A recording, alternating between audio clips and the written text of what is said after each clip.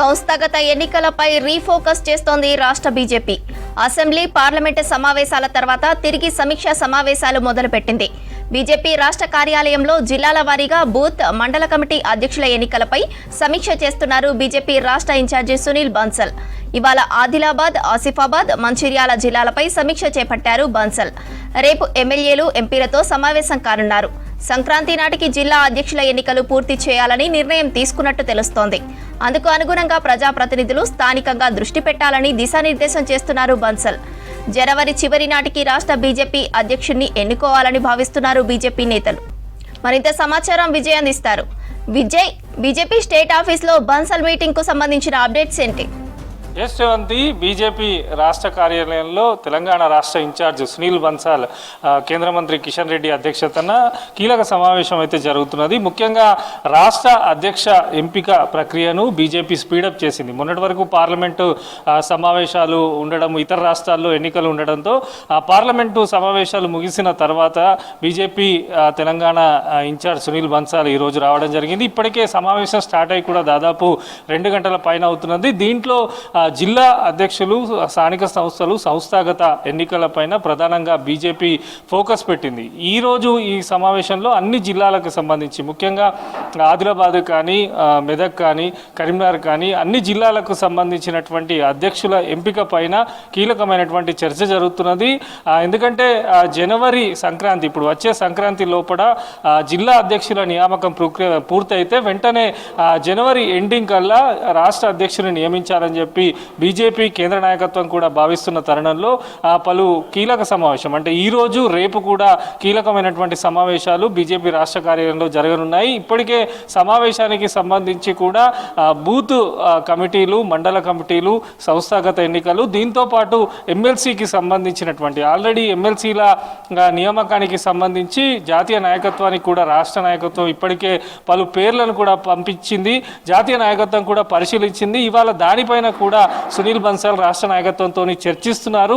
అంటే భవిష్యత్తు కార్యాచరణ ఇప్పటికే మనం చూసాము. బీజేపీకి సంబంధించినటువంటి పలువురు కీలక నేతలు సంక్రాంతి తర్వాత పూర్తి స్థాయిలో ప్రజాక్షేత్రంలోనే ఉండే విధంగా బీజేపీ రాష్ట్ర నేతలందరూ కూడా కార్యాచరణ సిద్ధం చేసే విధంగా ముందుకు వెళ్తామని చెప్పి కూడా బీజేపీ కీలక నేతలు ఇప్పటికే పలుమార్లు ప్రకటన చేసిన తరుణంలో సునీల్ బన్సాల్ రాక ఈ సమావేశాలలో రాష్ట్రాల్లో జరుగుతున్నటువంటి తాజా రాజకీయ పరిస్థితులపైన కూడా నేతలు చర్చించనున్నారు. అయితే ఈరోజు కేవలము జిల్లా అధ్యక్షులు, సంస్థాగత ఎన్నికలపైనే సమావేశం జరుగుతున్నది. అయితే రేపు ఉదయం బీజేపీ రాష్ట్ర కార్యాలయంలో కీలకమైనటువంటి సమావేశం జరగనుంది. దీంట్లో ఎంపీలు, ఎమ్మెల్యేలతోని తెలంగాణ రాష్ట్ర ఇన్ఛార్జ్ సునీల్ బన్సాల్ సమావేశం కానున్నారు. ఈ సమావేశంలో ముఖ్యంగా అధ్యక్ష పదవికి సంబంధించి కూడా పలు అంశాలు కూడా చర్చకు వచ్చే అవకాశం ఉన్నట్టు తెలుస్తుంది. ఎందుకంటే నేతల మధ్య సమన్వయ లోపం కానీ, ఇటు నేతలందరూ కూడా ఎవరిని అధ్యక్షుడిని చేసినా కూడా కలిసికట్టుగా పనిచేయాలనే